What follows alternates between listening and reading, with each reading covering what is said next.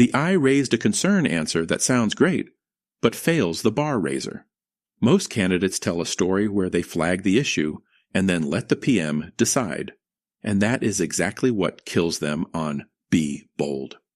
The question is, tell me about a time you surfaced an analytical finding that challenged a product decision already in motion and held your position.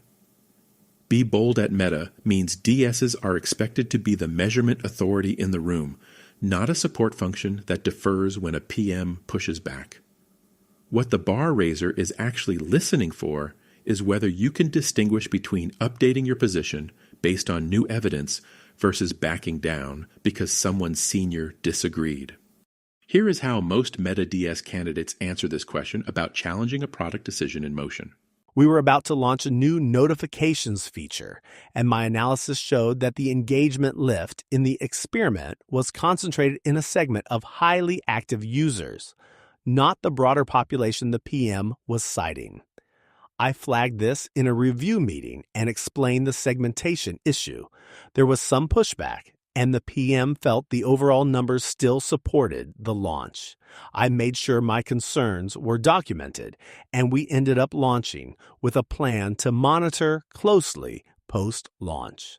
The metric did flatten out after a few weeks, which validated what I had seen. Candidate deferred to PM decision despite having contradicting data. No evidence of holding position after initial pushback was received. Impact framing is passive. Metric flattened rather than outcome owned. Documented concern but did not escalate or propose alternative path. Here is what I am writing in the debrief right now. Item 1. Raised concern once, then yielded to PM when pushback came. Item 2. No evidence of escalation path or structured counter-argument presented. Item 3. Outcome framed as passive observation, not analytical ownership or advocacy. Item 4. Story demonstrates concern logging, not conviction holding under social pressure. Verdict. Does not demonstrate, be bold. Same question, same product scenario. Now listen to how a candidate who actually embodies Be Bold at Meta frames this story. We were 3 weeks from launching a feed ranking change. My experiment readout showed a 4% DAU lift overall, but when I segmented by user tenure, the lift evaporated for users under 90 days, our highest retention risk cohort. The PM wanted to proceed. I blocked the launch in the review doc and requested a second meeting with the HM present. I ran a secondary analysis showing that new user 30-day retention was down 1.8 percentage points in the treatment group. That is the metric that compounds. I held the position that we were trading long-term retention for short-term DAU, and I would not sign off until we either fixed the ranking logic for new users or scoped the rollout to exclude that cohort. We scoped the rollout. 6 weeks later, new user retention in the excluded cohort was 2.1 points higher than the launch segment. Blocked the launch formally, not just flagged verbally in a meeting. Escalated with structure. Secondary analysis, specific metric, HM present. Named the trade-off precisely.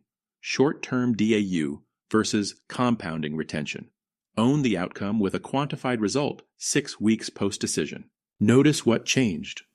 This candidate did not just speak up. They put their name on a formal block and came back with a second analysis. Item 1. Formally blocked launch. Demonstrated analytical authority, not just advisory role. Item 2.